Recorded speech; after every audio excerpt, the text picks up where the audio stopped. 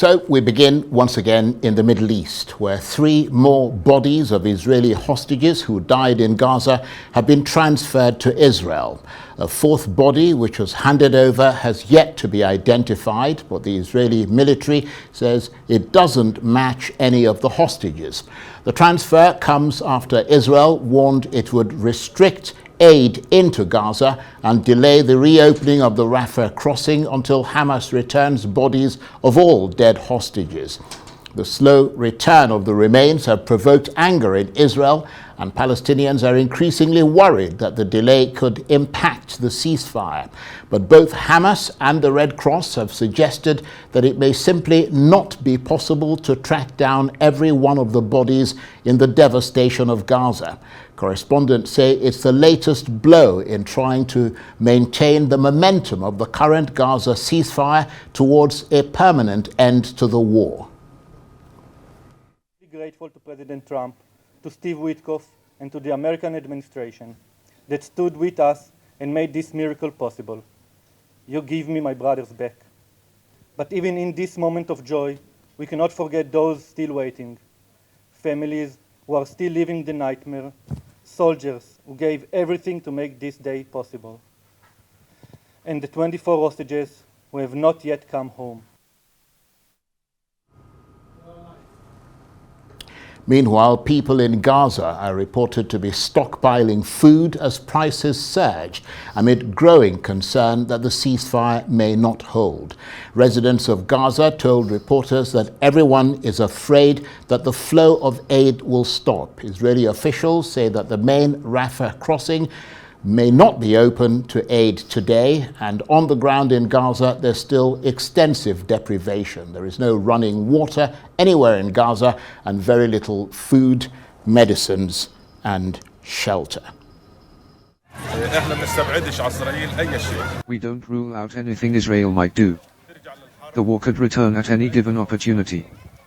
But the only reassuring factor for us is that the whole world is rejecting the war. All the world's leaders are the real guarantors of a permanent ceasefire. We hope that the ceasefire continues, God willing, despite the surrounding indicators and public opinion we see, the negative comments on social media and the signs that problems still exist here and there.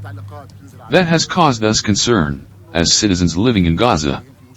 But from a broader perspective, and because all the world's countries are involved in the agreement, that gives us some reassurance. People are afraid.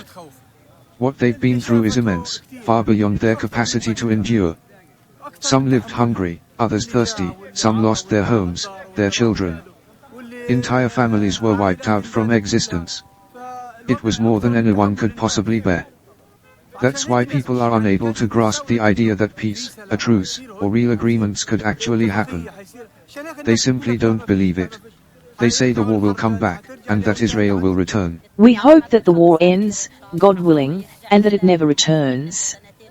It's enough. For the past 2 years, we've lived in constant suffering. We left our homes and everything we had, and we were displaced to places that aren't ours. We just hope to return to our homes and live there as we used to before. We are afraid to return, and then be betrayed again. If the war restarts, we won't have the time to escape. We want to return to our homes with confidence that the war won't return and to live a happy life.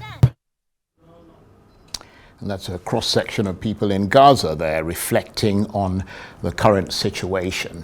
Well, for more on this, I'm joined now on the line from Jerusalem by Arise International correspondent Adefemi Akinsoye. Great to see you, Adefemi. And Hamas has said that it doesn't have the location of all the bodies of the dead Israeli hostages, so I guess it was inevitable that there would be some delay. What's the latest in that saga of the return of the bodies from Gaza? Well, this is the issue, Charles.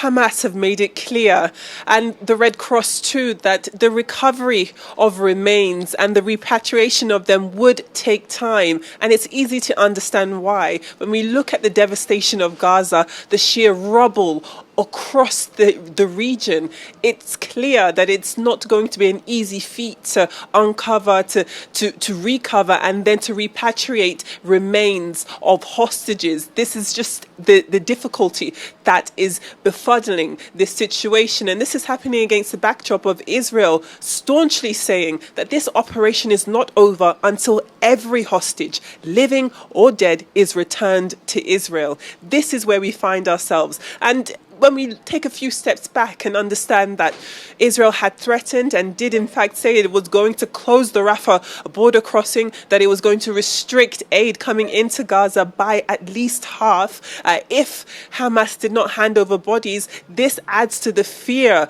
the people of Palestine feel when they are asked questions about whether or not this ceasefire will hold. If this is Israel's hard line, which is that it wants all of its remains of its hostages back, but Hamas cannot deliver them, especially not on a timely manner, what is the end goal going to be? Does that mean that the ceasefire would break? Would there be a continuation of fighting? And then talking about fighting, there does lead us to questions about what phase 2 is going to look like. We have seen reports that phase 2 negotiations have already started in Sharm el-Sheikh between Hamas and Israel, brokered of course by Egypt and Qatar, and that is going to be tabling discussions about the rearmament, or the disarmament in fact rather, of Hamas. What is that going to look like? US President Donald Trump said that Hamas has to put down its weapons, and if it doesn't put down its weapons, Trump says that he will make sure that they do so.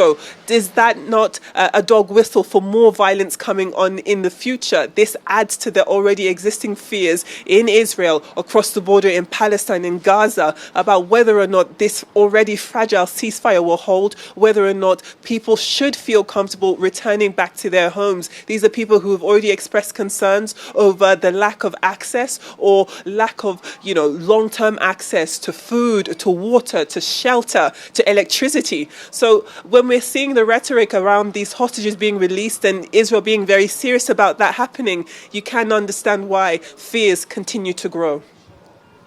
Well, Femi, I think you've hit the nail right at the head there with your analysis. The issue is how much pressure all this is placing on that incredibly fragile ceasefire, because, as you said, there are fears that it could get derailed. You mentioned President Trump, who's been celebrating this deal and selling it as peace in the Middle East.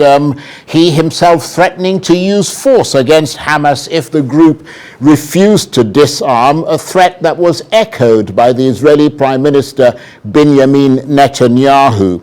At the risk of making you repeat yourself, how much does all that indicate the difficulties that lie ahead? This is why there was so much, I don't want to call it pessimism, but this is why when there was so much celebration on Monday with the world leaders lauding this peace deal, this peace signing, this is why it was important to put all of this into context. Neither Israel nor Hamas were signatories to that deal. The most important people in the room were actually not both in the room. They haven't shaken hands. They haven't seen eye to eye. They do not trust each other. We are not much further today than we were last week, last month, or indeed 2 years ago, when we really look at the situation, the severity of what we're seeing here in the Middle East. So while we can, and many people do anticipate, in the best case scenario, are optimistic for peace in the future, the harsh reality is that this region is under ceasefire, a ceasefire that can break at any moment. And you're seeing the active parties using threats of violence and violence itself. On Wednesday, we did hear, on Tuesday, we did hear that Israel did shoot down a few Palestinians. They had crossed the yellow line. They had crossed the ceasefire boundaries. Violence there. There was also the coming down of buildings in Gaza.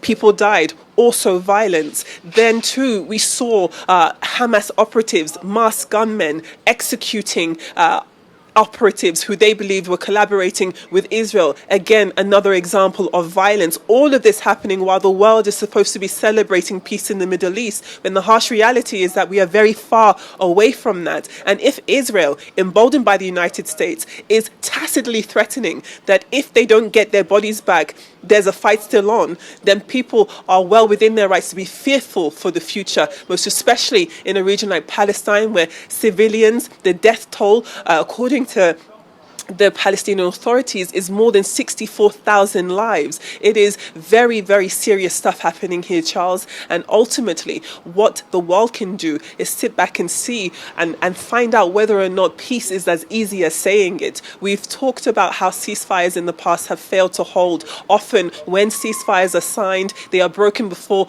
the ink that was used to sign them is dried.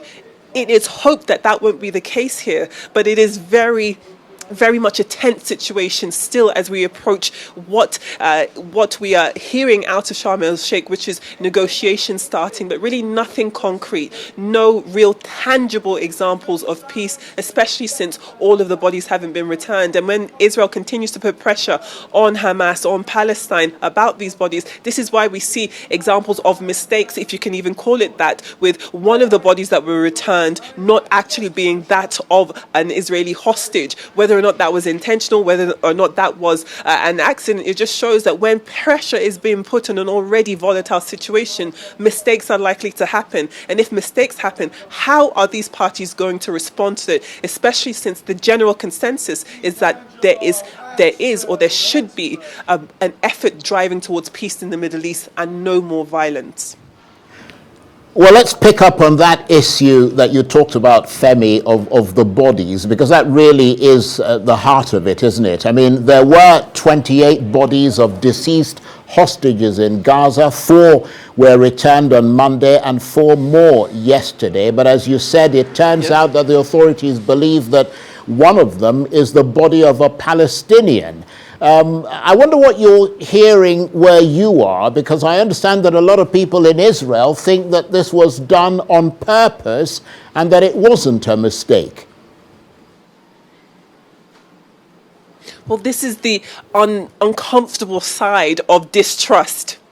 Because if we lay out the facts, which is there is unspeakable, we see the pictures of the devastation of Hamas, the rubble everywhere. It can, to a critical thinking mind, be easy to understand why it would be difficult to recover bodies. It just is. But as you've rightfully said, when you speak to people on the streets here in Jerusalem, in Tel Aviv, they are antsy. They are unlikely to truly believe that this handing over, this one body that test confirmed did not belong to an Israeli hostage. You can understand why there is some skepticism there, and that is a dangerous feeling. And then we go back to this mutual distrust here, and this is again happening because Israel were putting pressure on Hamas, saying that the humanitarian aid, which is desperately needed, would be reduced. The border of Rafah would be closed, were it not that bodies would be returned over. So this is what we're seeing here. Yes, many people in Israel believe that was done intentionally. We don't have any evidence to suggest for or against that point, but still there is violence to really go around on both sides. When we're talking about bodies, Israel too is handing over bodies. Dozens were handed over today from Israel back into Gaza, many of them showing signs of torture. So that also is going to be a cause for concern for the people of Palestine, a gripe on their end. So while there is definitely conversations in Israel about whether or not this body that turns out was not Israeli, people are also going to have to remind them that many bodies are also coming over from Israeli captivity or Israeli detention, and they are showing serious signs of torture, of abuse, broken ribs, bloody corpses, essentially. So when we're looking and talking about violence, we just can't separate one from the other. Both sides have participated in the ugly side of conflict, all of it ugly, when we're looking at the violence, when we're looking at the torture, when we're looking at the killings. So it is quite difficult to see whether or not the trust can continue to be built at this point.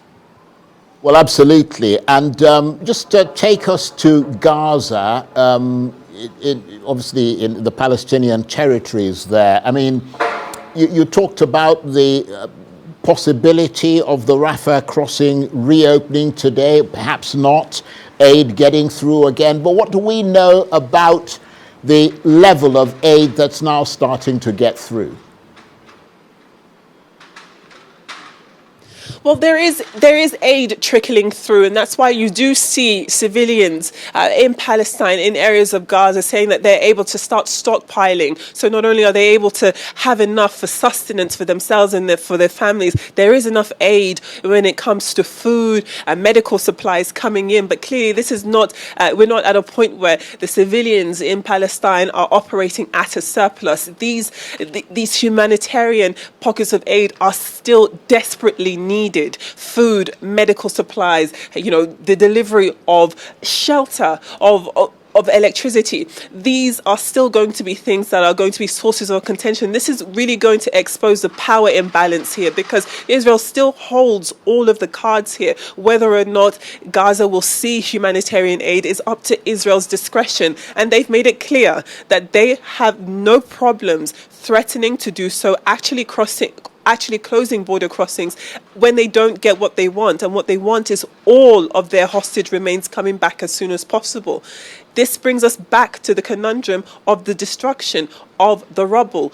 Is Israel going to be satisfied with even independent bodies such as the Red Cross saying, listen, we understand that you want your bodies back, but it's going to take time. It is not as easy as it sounds to get bodies out of Gaza, to even retrieve them in the first place. So the question now is, how much patience is Israel going to give Gaza and give the people of Gaza and give Hamas? Because, as you've rightfully put it, for the situation in this enclave, it is going to continue to be dire. Yes, they have been able to receive and have the positivity of some respite, of some aid coming in, of the ceasefire holding, of them feeling as though, in terms of en masse unsafety, they are okay for now. Many people returning to their homes, but their homes are shells of what they formerly were. We see people sitting down on storied buildings that have no side panel, no ceiling, no roof, but it is still home for them. So if we are saying that,